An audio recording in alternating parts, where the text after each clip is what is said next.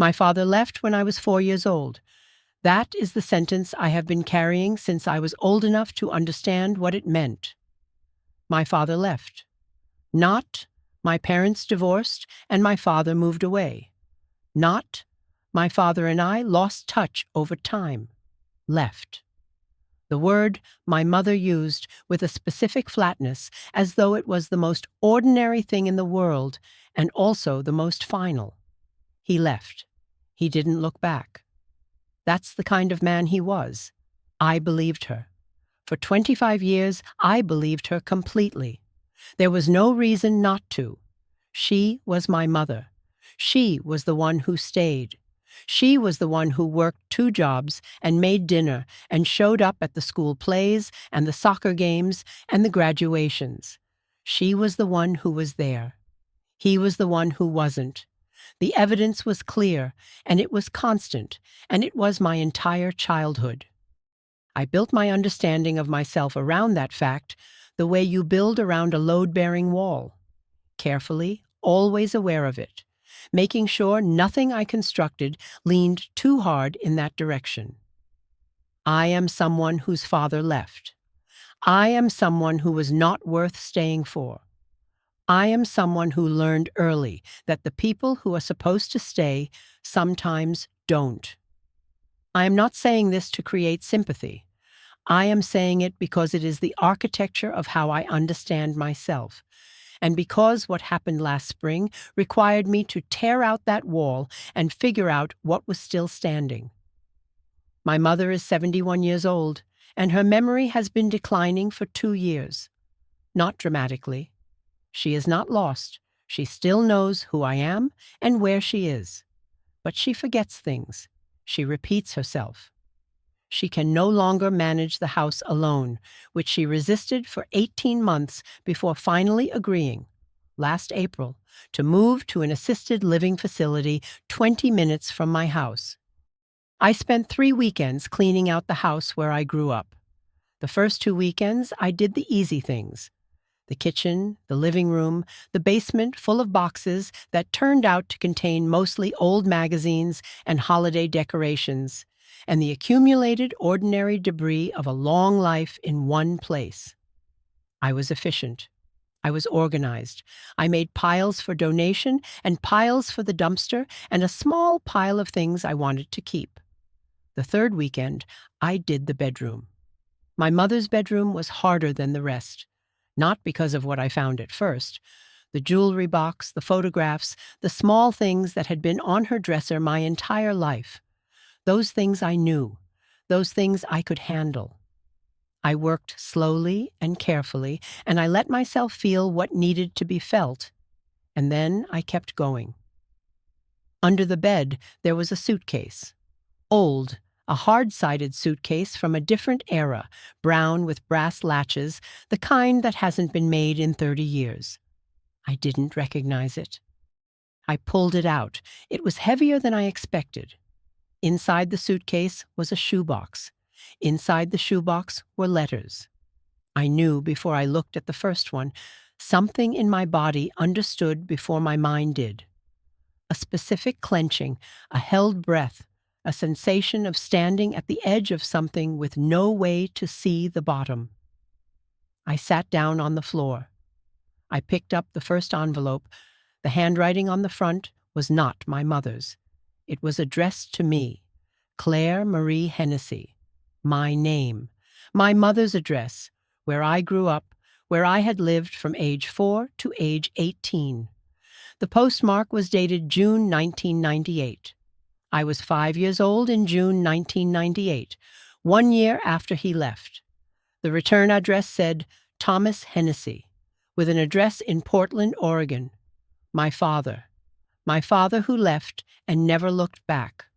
My father who, according to my mother, had not once attempted to contact me. I looked at the envelope for a long time. The flap was not sealed. It had been opened. Inside was a letter. He had written it on ruled paper, both sides, in careful small handwriting. He began, "Claire, you are 5 years old, and I don't know if you will ever read this. I am sending it to your mother's address because I don't have any other way to reach you, and I have to believe that someday you will know I tried." I put the letter down. I looked at the shoebox. I started counting the envelopes. 187. 187 letters, all addressed to me, all with his return address, all with postmarks spanning from 1998 to 2020. 22 years of letters, every single one of them opened. I sat on my mother's bedroom floor for 3 hours. I did not cry at first. That came later. At first, I just sat there counting and recounting, picking up envelopes and looking at postmarks, arranging them in chronological order with the mechanical focus of a person who is doing something with their hands because their mind cannot yet process what their hands are finding. June 1998, December 1998, March 1999. They came roughly every 6 weeks, sometimes more often, occasionally less. One for every birthday. I found those quickly, the ones postmarked in late August, the ones that started with "Happy Birthday, Claire." She would have been, and then whatever age I was turning. He had written to me on every single birthday for 22 years. She had read every single one. She had put them in a shoebox in a suitcase under her bed, and she had never said a word. I drove to the assisted living facility that evening. My mother was in her room when I arrived, sitting in the chair by the window, the way she often was in the evenings, watching the parking lot with the calm incuriosity of someone who has made peace with where they are. I sat across from her. I put one of the letters on the table between us. She looked at it. She looked at me. I said, "Mom, I need you to tell me about this." She was quiet for a long time. Her hands moved in her lap. Then she said, "Where did you find that?" I said, "Under your bed. There are 187 of them." She closed her eyes. I waited. She said, "He left us, Claire." I said, "He left you. He wrote to me every 6 weeks for 22 years. She said, "He gave up the right to contact you when he walked out that door." I said, "You decided that. He didn't." She opened her eyes and looked at me, and there was something in her expression that I had never seen there before. Not guilt exactly, but the look of someone who has been holding a position for so long that she has stopped remembering it was ever a choice. She said, "I was protecting you. I didn't want you to get attached to someone who was going to disappear again. I didn't want you to be hurt worse than you already were." I said, "You didn't give me that choice." She said, "You were 4 years old. You couldn't make that choice."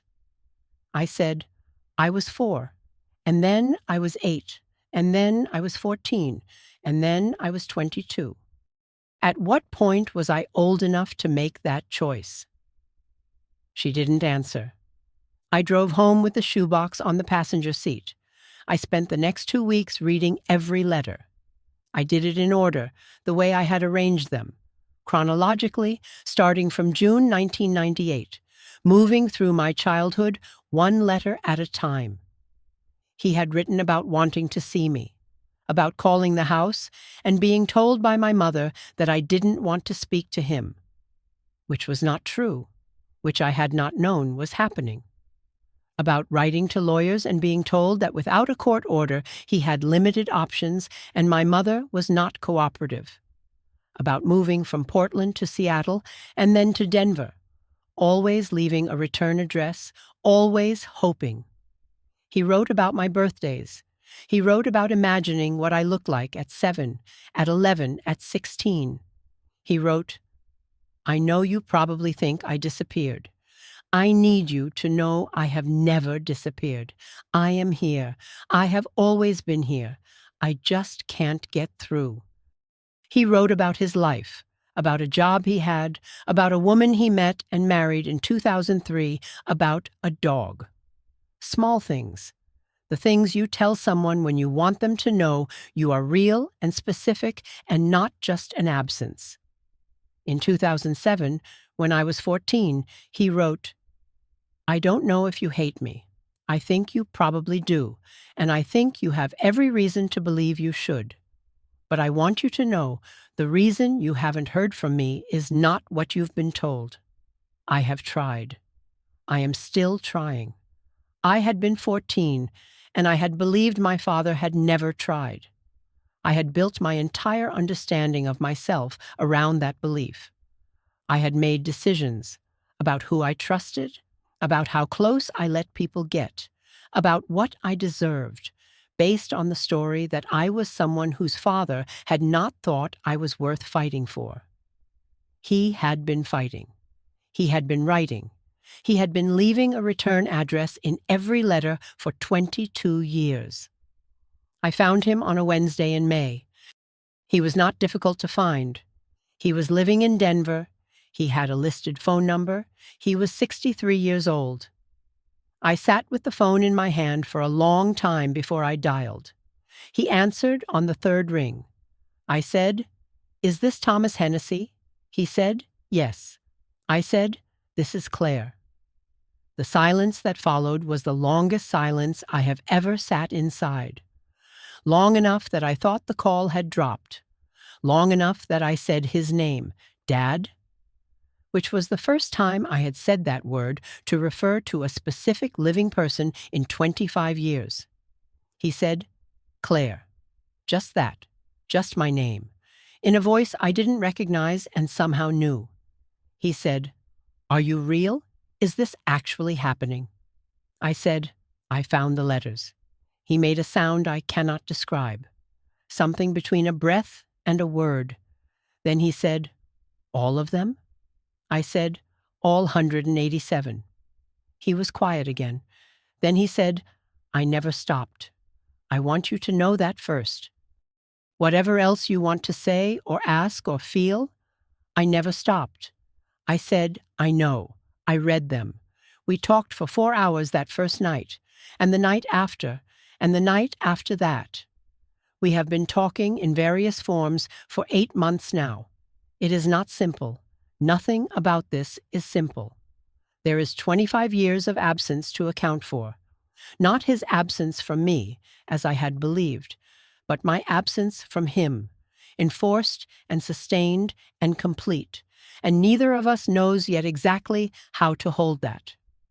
There is my mother, who is 71 and whose memory is declining, and who made a decision 25 years ago that I am still trying to understand. I have not stopped visiting her. I go every Wednesday.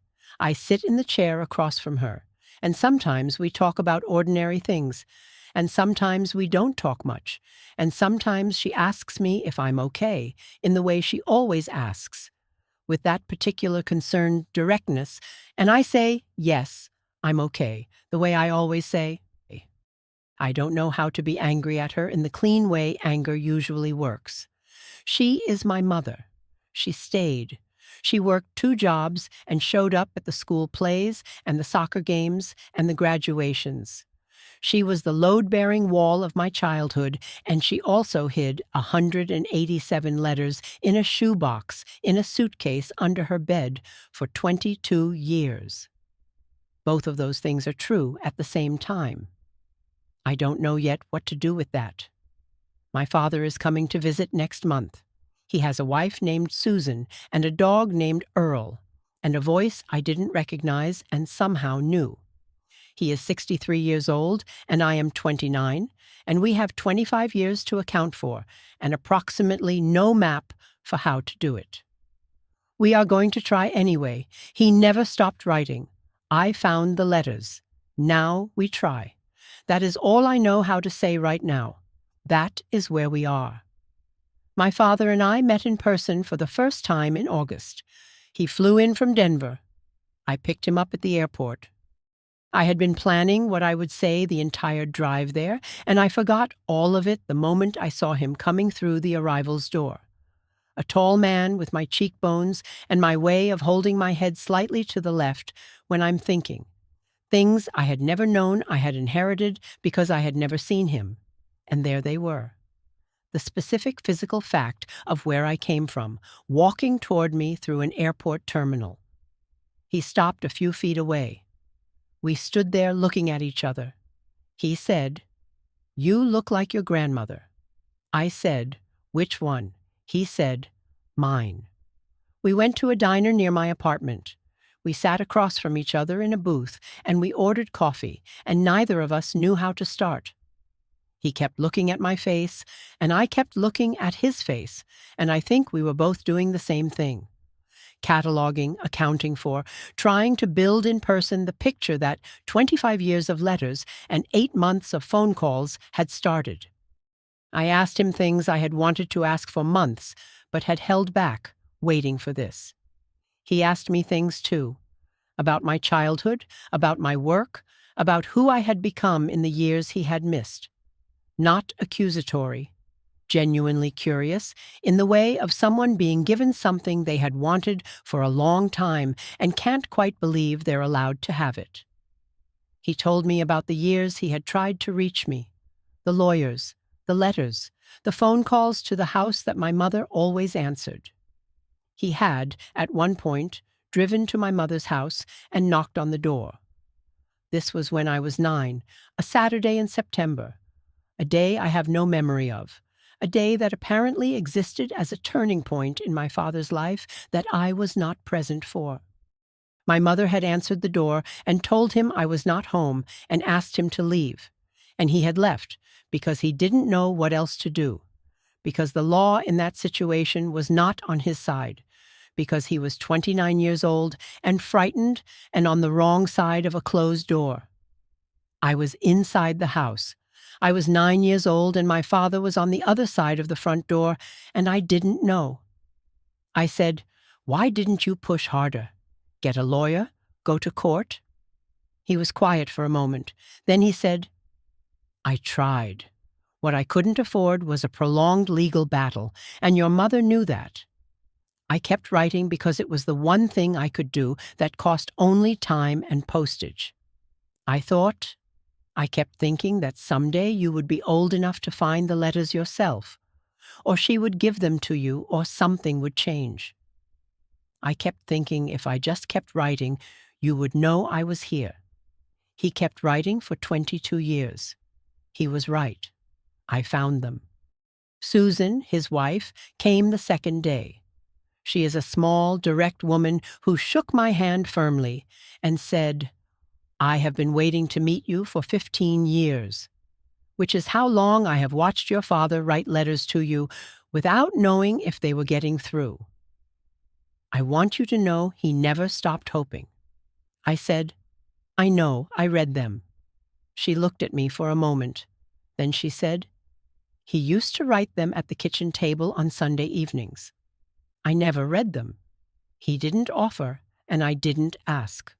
But I watched him write them every few weeks for 15 years. I want you to know that you have been a presence in our house your entire life, even when you didn't know it." I cried at that. I had been holding it together through most of the weekend, through the airport and the diner and the long conversation and the dinner the first night. But that broke something loose. The idea of a kitchen table in Denver where my father sat every few weeks and wrote to me. A woman who watched and didn't ask. 15 years of Sunday evenings I knew nothing about. He put his hand on my arm. He said, "It's okay." I said, "I wasted so much time being angry at you." He said, "You weren't angry at me. You were angry at someone who wasn't there. That's not wasted. That's just what happened." I have been thinking about that since, the distinction he made. I was angry at an absence, at a story I had been given, at the shape my life had taken without him in it. He is not the absence. He is a 63-year-old man with my cheekbones and 4 days in August that we will spend every year from now on. That is not nothing. That is, in fact, more than I had let myself hope for. My mother does not know I found him. I have not told her yet. I do not know when I will. It is a conversation I am not ready for, that I may not be ready for a long time. She is 71, and her memory is declining. And I visit every Wednesday, and I sit in the chair across from her. And I do not know yet what to do with the two true things that exist at the same time. She is my mother, who stayed, and she kept 187 letters in a shoebox under her bed. Both of those things are still true. I am still working out how to carry both. My father calls every Sunday. We talk for an hour, sometimes two. He tells me about the dog and the weather in Denver, and a neighbor he is building a fence with, and things so ordinary and specific that I have to remind myself sometimes that I am 46 years old and hearing my father's voice on the phone for the first time. It still surprises me, the ordinary miracle of it. He ends every call the same way. He says, "I'm glad you found them." I say, "Me too." He never stopped writing. I found the letters. Now we talk every Sunday.